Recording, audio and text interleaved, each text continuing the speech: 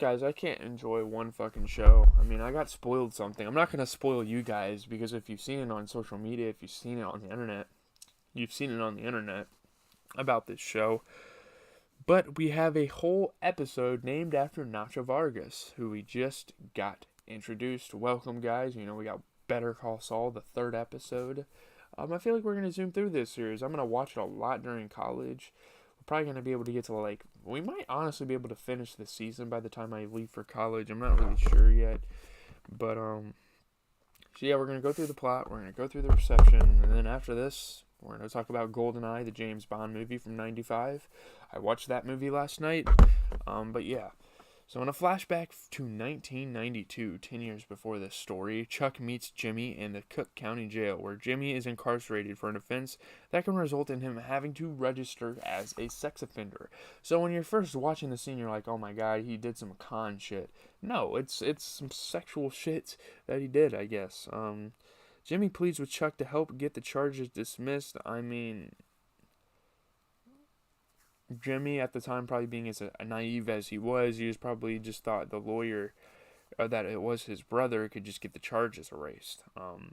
Chuck agrees to represent Jimmy on the condition that he stop running cons and find legitimate employment, which is probably going to lead to his lawyer career. So we kind of get a flashback into Jimmy's life. We kind of learn some things. You know, he was incarcerated for being like a sex offender. Very interesting stuff. So in the present, Jimmy is anxious about Nacho's plot to steal from the Kettleman. He's like, please don't do this. I don't want you to put this into action. He calls Kim Wexler, one of the most suspicious phone calls he will ever probably make in this show, a friend at HHM, which represents the Kettlemans. So HHM represents the Kettlemans. Yeah. So Jimmy indirectly warns Kim about the potential danger, but then breaks off the call, insisting he is no hero. He can't help it out. They're gonna have to figure it out themselves. I'm just some budget ass piece of shit lawyer that really doesn't do much and doesn't represent a lot of people. That's what I do. Later that night, Jimmy calls the Kettlemans anonymously and warns them. So I mean, I feel like Kim and them are gonna start cracking down on this. They're gonna start kind of figuring out that Saul has kind of helped them out. And he knows what's going on. The Kettlemans look outside and see somebody surveilling them from a parked van, which you would assume is Nacho. I don't know if we ever figure out if that was Nacho. I think it was. It might have been.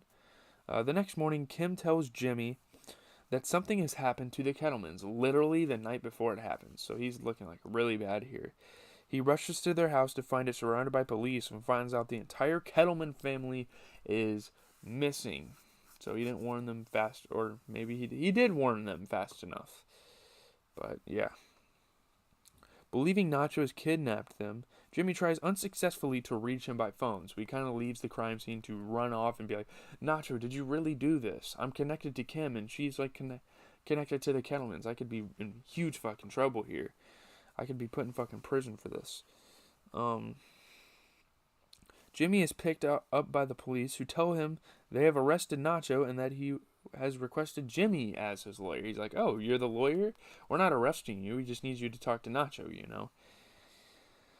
So at the police station, Nacho admits to Jimmy that he surveilled the Kettlemans but denies kidnapping. So we find out, yes, he was the van waiting outside of their damn house. Nacho, you're a fucking weird individual.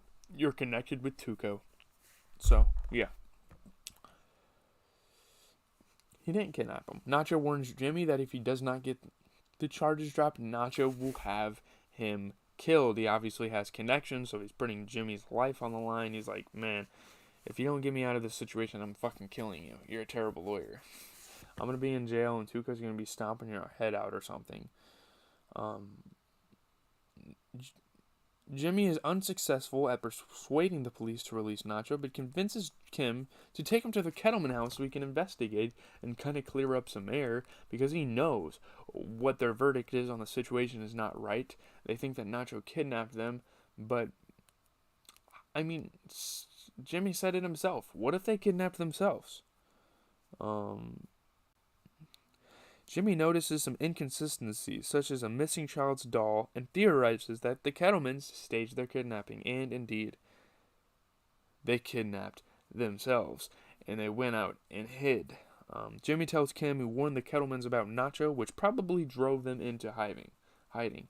He's like, look, I'll say it, Nacho's not a very good guy, and he was plotting to kidnap these people and take their money, but I warned them before he could even think about going in and doing so. So at the courthouse, Jimmy starts a fight with Mike, who subdues him. So we're starting to see Mike Ehrmantraut and Jimmy McGill kind of develop the relationship that we see in Breaking Bad today with Mike and Saul. And it's really awesome to see how this relationship's going to unfold. I mean, we know it's going to turn into something. You know, Saul in Breaking Bad has represented Mike in a lot of his stuff with Gus. I can't wait till Gus comes in. I mean, my God.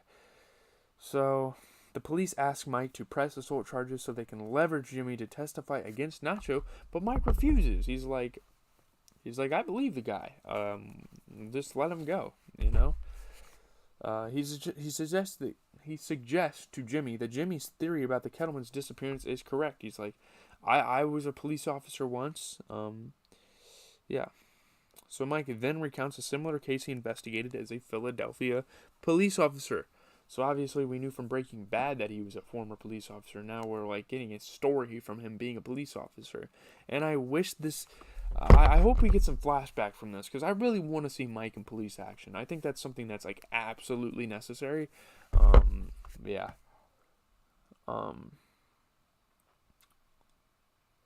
He tells Jimmy the Kettlemans are probably hiding somewhere close to home. With the new lead, Jimmy explores the desert near the Kettleman house and finds their campsite. You know, the famous fucking desert from Breaking Bad. You know, again, a lot of callbacks to Breaking Bad, a lot of things that we are familiar with from watching that absolutely banger of a show. I've watched the entire show Breaking Bad. I haven't reviewed the final episode. I will do that tomorrow, guys, by the way, for you Breaking Bad fans that are waiting.